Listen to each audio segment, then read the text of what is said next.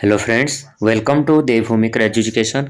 Friends, आज हम यहाँ पे अध्ययन करेंगे हिंदी लैंग्वेज का।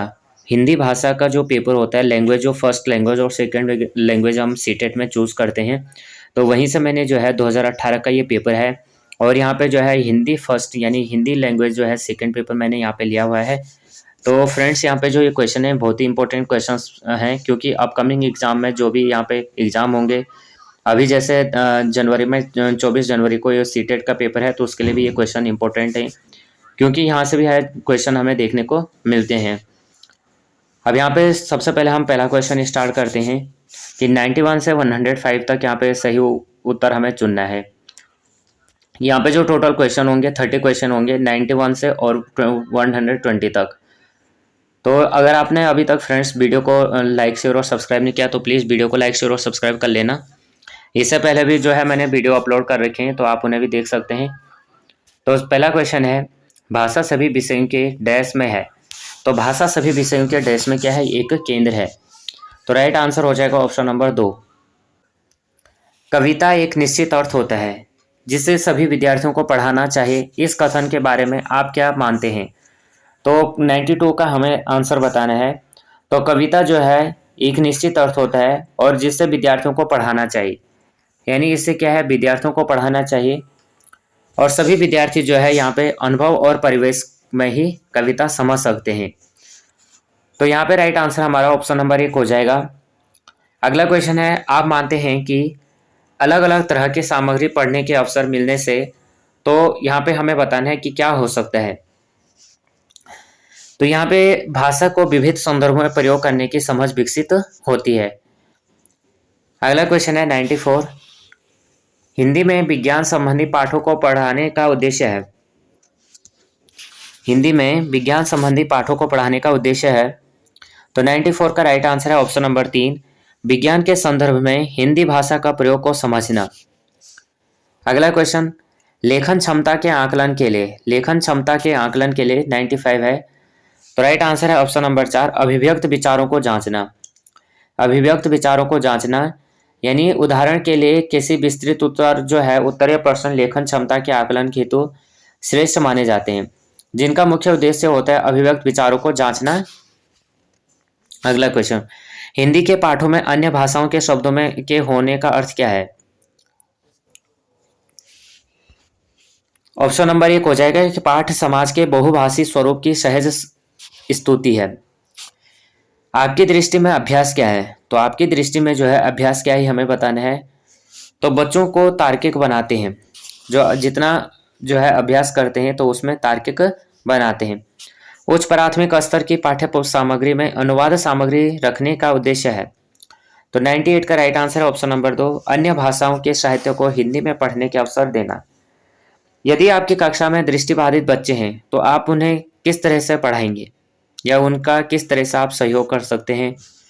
तो 99 का राइट आंसर है, उन्हें पढ़ने के लिए उपयुक्त साधन देंगे। यदि हमारी जो कक्षा है वो दृष्टिबाधित बच्चे हैं तो उन्हें हम पढ़ने के लिए उपयुक्त साधन देंगे ताकि वे बच्चों से स्वयं को अलग ना समझें और उनमें हीन भावना जो है पैदा ना हो। क्वेश्चन नंबर 100, पढ़ना सीखने के लिए आवश्यक है कि? तो पढ़ना सीखने के लिए आवश्यक है। तो ऑप्शन नंबर 2, लक्ष्य भाषा की अर्थपूर्ण और रोचक सामग्री सुनने पढ़ने को मिले। भाषा केवल अभिव्यक्त का माध्यम ही नहीं बल्कि स्वयं से डैश का माध्यम है। तो 101 का राइट आंसर है ऑप्शन नंबर 2, बातचीत।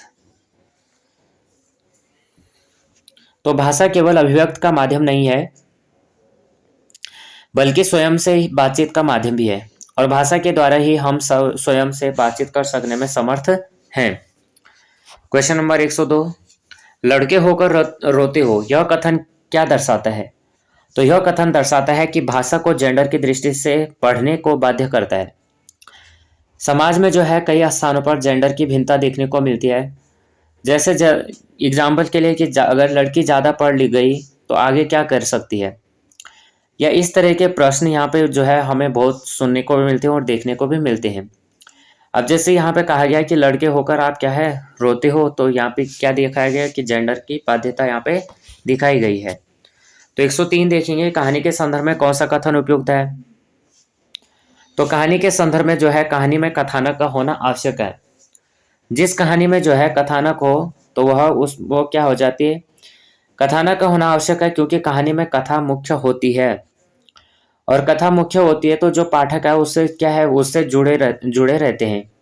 और कहानी का जो कथन होता है, उपयुक्त कहानी जो है कथानक का होना आवश्यक किस लिए है, जिससे जो जो भी यहाँ पे पाठक हैं या जो भी यहाँ पे बच्चे हैं तो उसमें एक रुचि आती है। अगला है एक भाषा के अध्यापक को बच्चों में। तो यहाँ पे ऑप्शन नंबर 2, विविध संदर्भ में भाषा प्रयोग की क्षमता विकसित करने पर बल देना चाहिए। 105, कोई भाषा किसी भी लिपि में लिखी जा सकती है, इस कथन पर आपकी क्या राय है। 105 का राइट आंसर ऑप्शन नंबर 2, हर भाषा की जो है अपनी लिपि होती है। जैसे हिंदी की अपनी लिपि है, अंग्रेजी की अपनी लिपि है, इसी तरह से कोई भी भाषा हो, सिंधी भाषा अपनी है, तमिल की अपनी है, सभी भाषाएं अपनी अपनी लिपि में लिखे जाते हैं। अब यहाँ पे हमें 106 से 113 तक का गद्यांश पढ़ के आंसर बताने। तो गद्यांश हम रीड आउट कर लेते हैं। भारत जो है 15 अगस्त 1947 को आज़ाद हुआ और इस आज़ादी के लिए पूरे देश की जनता ने एक लंबा और मुश्किल संघर्ष चलाया था। इस संघर्ष में समाज के बहुत सारे तबकों की हिस्सेदारी थी। तरह तरह की पृष्ठभूमि के लोगों ने इसमें भाग लिया और वे स्वतंत्रता, समानता तथा निर्णय प्रक्रिया में हिस्सेदारी के विचारों से प्रेरित थे। औपनिवेशिक शासन के तहत लोग ब्रिटिश सरकार से भयभीत रहते थे और वे सरकार के बहुत सारे फैसलों से अहमत थे, लेकिन अगर वे इन फैसलों की आलोचना करते तो उन्हें भारी खतरों का सामना करना पड़ता था। स्वतंत्रता आंदोलन ने यह स्थिति बदल डाली और राष्ट्रवादी खुलेआम ब्रिटिश सरकार की आलोचना करने लगे और अपनी मांगे पेश करने लगे। 1885 ईस्वी में भारतीय राष्ट्रीय कांग्रेस ने मांग की विधायिका में निर्वाचित सदस्य होने चाहिए और उन्हें बजट पर चर्चा करने एवं प्रश्न पूछने का अधिकार मिलना चाहिए। वर्ष 1909 में बने गवर्नमेंट ऑफ इंडिया एक्ट ने कुछ हद तक निर्वाचित प्रतिनिधित्व की व्यवस्था की और मंजूरी दे दी कि ब्रिटिश सरकार के अंतर्गत बनाई गई ये शुरुआती विधायिकाएं राष्ट्रवादी के बढ़ते जा रहे दबाव के कारण ही बनी थी, लेकिन इनमें से सभी वयस्कों को न तो वोट डालने का अधिकार दिया गया था और न ही आम निर्णय प्रक्रिया हिस्सा ले सकते थे। तो 106 कह रहा है कि जो लोग यानी लोग किन विचारों से प्रेरित होकर आजादी के संघर्ष में शामिल हुए थे। तो राइट आंसर है हमारा ऑप्शन नंबर 4 डी, स्वतंत्रता, समानता, निर्णय प्रक्रिया में हिस्सेदारी। तो यहाँ पे जो है स्वतंत्रता हो गया, समानता हो गया और निर्णय लेने के संबंध जो विचार थे, इसलिए लोग यहाँ पे संघर्ष में शामिल हो गए थे। आज़ादी के लिए संघर्ष किसने चलाया? तो आज़ादी के लिए संघर्ष किसने चलाया? तो देश की जनता ने जो है आज़ादी के लिए संघर्ष चलाया। निम्नलिखित में से लोकतांत्रिक व्यवस्था का मूल्य कौन सा है? तो 108 का राइट आंसर हमें बताना है। तो यह है ये सभी समानता, स्वतंत्रता, विचारों की अभिव्यक्ति। अब यहाँ पे हमें जो भी आंसर देने हैं ये हमें गद्यांश के आधार पर देने हैं, ना कि अपने हिसाब से यहाँ पे हमें आंसर देना है। जो यहाँ पे गद्यांश कह रहा है हमें उसी को यहाँ पे फॉलो करना है और गद्यांश के अकॉर्डिंग हमें इसे आंसर बताने हैं।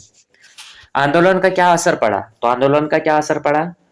तो आंदोलन का असर पड़ा, सरकार की खुलकर आलोचना होने लगी। Option number 1। कांग्रेस की क्या मांग थी? तो कांग्रेस क्या चाहती थी? कांग्रेस की क्या मांग थी? उनकी मांग थी कि विधायिका में चुने हुए सदस्य हो। सबसे सटीक सार्थक क्या था? अब जो यहाँ पे विधायिका की मांग क्या थी यहाँ पे देख लेते हैं कि कांग्रेस की क्या मांग थी। तो उनकी मांग थी कि विधायिका में जो चुने हुए सदस्य हो तो यहाँ पे निर्वाचित सदस्य होने चाहिए और उन्हें बजट पर चर्चा करने का एवं प्रश्न करने का अधिकार मिलना चाहिए। तो यहाँ पे कांग्रेस की मांग थी कि जो भी लोग यहाँ पे विधायिका में चुने हुए सदस्य होने चाहिए और जिन उनको क्या हो, अधिकार हो, प्रश्न पूछने का भी अधिकार हो और बजट जब पेश किया जाता है तो उस पर भी चर्चा करने का अधिकार हो। सबसे सटीक सार्थक वाक्य चुने। तो यहाँ पे हमें सबसे सही जो उत्तर होगा वो उसे बताना है। तो यहाँ पे जो है संघर्ष मनुष्य को सफलता दिलाता है, संघर्ष मनुष्य को उजाड़ता है तो ये तो भाई गलती है। संघर्ष मनुष्य को भटकाता है तो ये भी तो गलती है मनुष्य, और संघर्ष मनुष्य को निखारता है तो ये भी कुछ हद तक सही है। संघर्ष मनुष्य को निखारता है, अगर आज संघर्ष करेगा कल की डेट में जरूर निखरेगा। तो वही यहाँ पे जो है संघर्ष जो है मनुष्य को सफलता दिलाता है। अगर आज हम संघर्ष करेंगे तो जरूर कल का जो रिजल्ट होगा वो पॉजिटिव ही दिखेगा। खुलेआम शब्द का सबसे सार्थक प्रयोग क्या है? खुलेआम शब्द का सब जो सार्थक प्रयोग है वो क्या है? तो 112 का यहाँ पे राइट आंसर है ऑप्शन नंबर 4। खुलेआम नगाड़े बज रहे थे। दबाव शब्द का प्रयोग क्या कहाँ पर होगा? दबाव शब्द का प्रयोग तो हवा का दबाव कम हो गया, ये सही लग रहा है। सभी चुपचाप दबाव से थे, तो ये तो हो नहीं सकता इस तरह से। भीड़ भाड़ दबाव से था, चढ़ता दबाव गिरता गया, तो ये थोड़ा जो है, तो सबसे सटीक जो आंसर है ऑप्शन नंबर 1। अब 114 से 120 के हमें आंसर बताने हैं। अब इसमें भी थोड़ा गद्यांश दिया गया तो इसको भी पढ़ लेते हैं। मुख्य गायक के चट्टान जैसी भारी स्वर का साथ देती और वह आवाज सुंदर कमजोर कांपती हुई थी। वह मुख्य गायक का छोटा भाई है और उसका शिष्य या दूर से पैदल चलकर सीखने वाला कोई रिश्तेदार। मुख्य गायक की गरज में वह अपनी गूंज मिलाता आया और प्राचीन काल से गायक जब अंतरे की जटिल तानों के जंगल में खो चुका होता है या अपने ही सरगम में लांघकर चला जाता है या भटकता हुआ एक अनहद में, तब संगतकार ही अस्थाई और को संभाले रहता है। जैसे समेटता हो मुख्य गायक का पीछा छूटा हुआ सामान, जैसे उसे याद दिलाता हो उसका बचपन जब वह नौसिखिया था। तार सप्तक में जब बैठने लगता है उसका गला प्रेरणा साथ छोड़ती है हुई, उत्साह अस्त होता हुआ आवाज से राख जैसा कुछ गिरता हुआ, तभी मुख्य गायक को ढांढस बधाता कहीं से चला आता है। संगतकार का स्वर कभी कभी वह यूं ही दे देता है और उसका साथ यह बताने के लिए वह अकेला नहीं है और यह कि फिर से गाया जा सकता है। जा चुका राग और उसकी आवाज में जो एक हिचक साफ सुनाई देती है, या आपने स्वर को ऊंचा उठाने के लिए जो कोशिश उसे विफलता नहीं, उसकी मनुष्यता समझा जाना चाहिए। तो यहाँ पे जो है क्वेश्चन हमें देने हैं और इसी के अकॉर्डिंग हमें गद्यांश के अकॉर्डिंग क्वेश्चन देने हैं, उनका आंसर हमें बताना है। तो संगतकार के माध्यम से कवि किस प्रकार के व्यक्तियों की ओर संकेत करना चाह रहा है? तो किस तरह के व्यक्तियों की ओर संकेत करना चाह रहा है? तो सहयोगी, जो संगतकार के माध्यम से कवि जो है सहयोगी व्यक्तियों की ओर संकेत कर रहे हैं।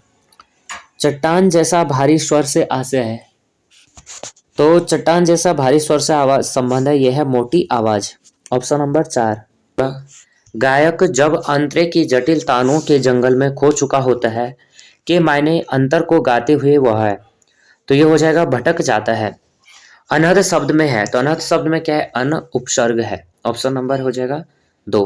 राख जैसा कुछ गिरता हुआ का अर्थ है, तो राख जैसा कुछ गिरता हुआ यहाँ पे 118 का राइट आंसर है, ऑप्शन नंबर 4 बुझता हुआ स्वर।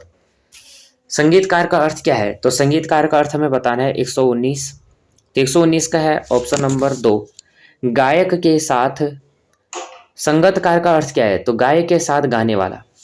120 ढांढस बधाने का क्या अर्थ है? तो हो जाएगा ऑप्शन नंबर 4 तसल्ली देना।